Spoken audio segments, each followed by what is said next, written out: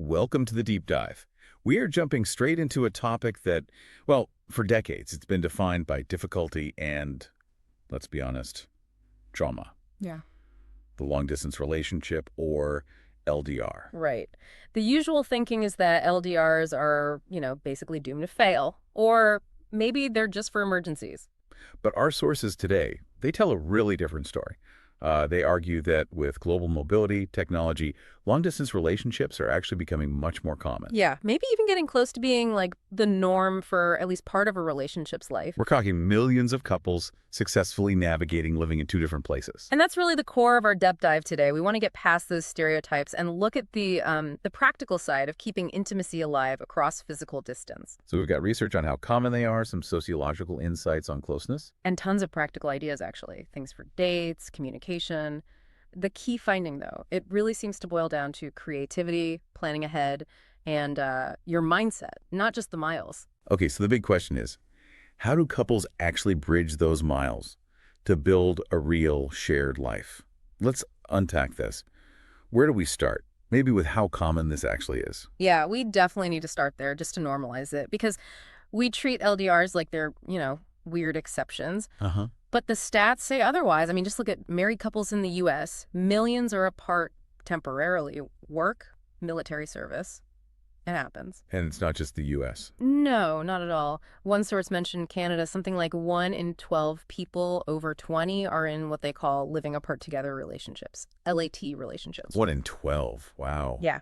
And it's not just students. It's professionals, established people. Sometimes separation is just, well, necessary for their lifestyle or careers. Okay, but here's the part I found really interesting. You mentioned satisfaction, commitment.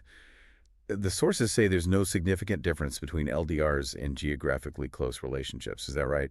That's what multiple studies found, yeah. Yeah. Comparing LDRs and GCRs, geographically close relationships, on things like self-reported satisfaction, commitment, intimacy, trust. Basically no significant difference. That completely flips the script we started with. The whole LDRs fail narrative. It really does. It suggests that the myth is mostly just, well, a myth. Which then becomes kind of convenient, right? Yeah. If things don't work out, it's easier to say, oh, the distance. Exactly. The logistics were just too much. It lets people off the hook, maybe makes the breakup feel more amicable. But it reinforces that flawed idea that LDRs themselves are the problem. Right.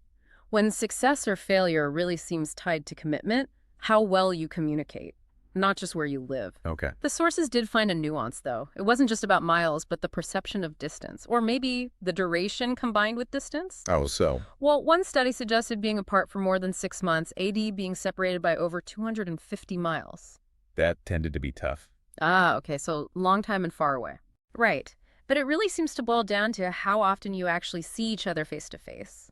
If you don't get that frequent connection, it's harder to feel close, even if the reasons for being apart are good ones, like a great job opportunity. So if distance isn't the main villain here, and satisfaction can be just as high, what is the key thing for making an LDR work? What did the sources keep coming back to? Communication. Over and over again, it's flagged as the single most critical factor. Okay, but there's a catch, isn't there? A huge catch, because you typically communicate less often overall. The quality of that communication has to be way, way higher. And that's hard. Because when you're face-to-face, so much is nonverbal, right? Like your tone, facial expressions, just body language. Some studies say that's up to 70% of the message. Exactly. And over phone or video, a lot of that is just gone. Or it's limited, it's distorted. So you have to be much more explicit. You basically have to become, as one source put it, masters at communication. You need to spell out your meaning, your feelings, your intentions in a way GCR couples might not have to. They can rely on a look, a touch. Less room for error, or maybe more potential for misunderstanding. Huge potential for misinterpretation, which leads to this kind of interesting thing they call the conflict paradox. Conflict paradox. Okay, what's that? LDR couples actually report arguing less. Okay, I can see that. If you only have 48 hours together after a month apart, the last thing you want to do is fight about chores. Precisely. You don't want to spoil the precious time, so you kind of defer the realistic assessment, as one paper called it. You avoid the tricky stuff. But avoiding it doesn't make it go away. Nope. The underlying issues just sit there and simmer, so the advice is pretty strong. Deal with things as they come up. Even if it means a really long, maybe difficult phone call, don't just kick the can down the road until the next visit. And this avoidance gets even more intense and really high-stakes situations like military deployments. There's this thing called buffering. Yes, buffering. The partner at home consciously avoids bringing up stressful topics, money problems, issues with the kids, personal struggles. Wow. What percentage do that? The study cited showed something like 96 to 98% of partners admitting they avoided certain topics. That high. But the intention is good, right? Yeah. To protect the deployed partner. Always. The intention is absolutely positive. Keep them focused, reduce their stress, let them do their jobs safely. It's seen as an act of support, even service. But it backfires. It can, yeah, for the partner doing the buffering anyway. While it might keep things seemingly positive on the calls, it leads to higher emotional distress and lower marital satisfaction for the civilian partner back home. So you need a balance. A really crucial balance. Keep things generally positive, absolutely. Reassure each other, maintain that love talk daily. But you also have to create space to actually discuss problems so they don't fester and become relationship killers. Okay, that makes sense. So communication quality is huge. Let's shift gears a bit. If you're not physically together, how do you maintain that feeling of being a couple, that shared identity? This is where the sociological angle gets really interesting. Successful LDR couples, they essentially create what the researchers call joint sociomental spaces. Joint sociomental space. Okay, that sounds academic. What does that actually mean for the couple? How does it feel? It's actually quite simple and kind of beautiful when you hear them describe it. It's basically the mental or emotional space where their bond lives, regardless of geography. So it's not a physical place. Right. For some, our space might literally be when they're on Skype together. The screen becomes their shared zone. For others, space together just means time together no matter how they connect. Like that quote you mentioned. Yeah, one partner put it perfectly. Physically we're apart, mentally we're not. Their connection transcends the map. So the relationship exists in that intentional, focused time and connection. Exactly. And this creation of mental space often involves what the sociologists call symbolic boundary work. Boundary work, like Yeah.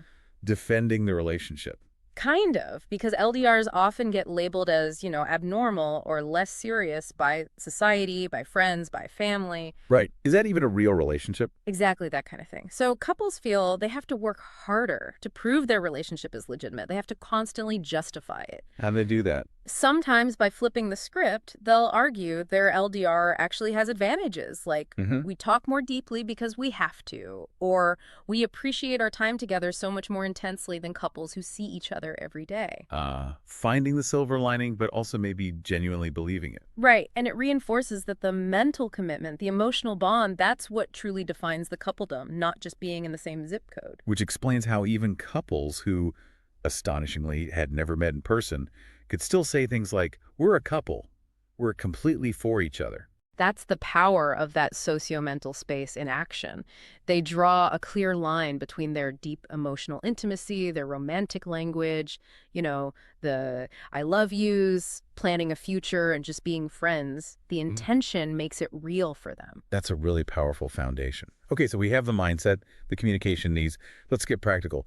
How do couples actually do this? What are the best strategies for staying connected day to day, especially for things like dates or anniversaries? Right, actionable stuff. Since planning is key, the strategies often focus on replicating shared experiences or creating novelty across the distance.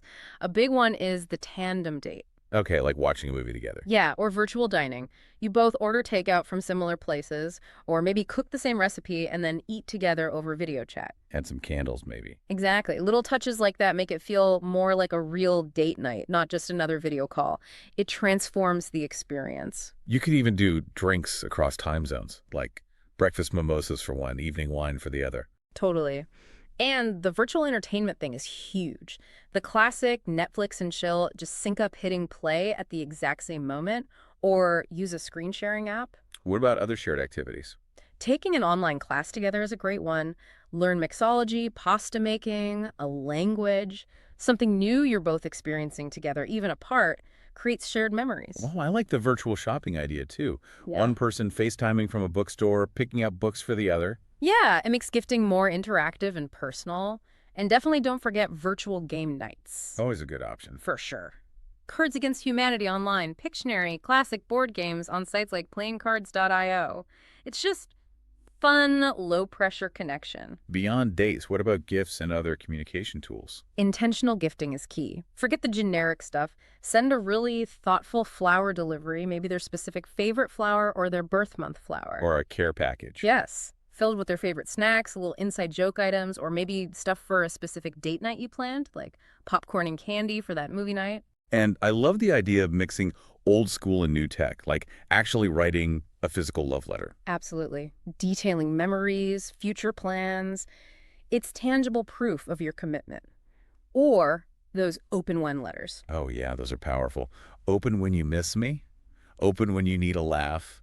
It's like pre-planned emotional support that keeps giving long after you sent it. Really thoughtful. And technology offers some unique ways to bridge the physical gap too, right? Like those bracelets. The Bond Touch bracelets, yeah. They use haptic feedback, little vibrations, so you can send a quick signal that you're thinking of them. It's like a tiny digital tap on the shoulder. A little bit of that nonverbal connection back. Kinda, yeah. And recorded video messages are great too. More lasting than a live call. Something they can watch again when they need a boost. And to make sure conversations go beyond just, how was your day? Mm. Now, you mentioned specific tools. Right, because it's easy to fall into just logistical catch-ups. Using things like the Gottman Card Decks app or other couples conversation prompt games can really help you dive deeper, tackle heavier topics in a structured way. So pulling this all together, what's the main takeaway?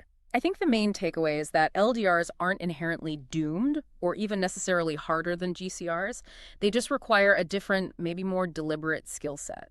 Like intense focus on communication quality. Exactly. And actively building that shared sociomental space we talked about. Plus, being really intentional and creative with dates, gifts, and connection. So for you listening, what does this all mean? It seems the challenge isn't purely the miles on the map.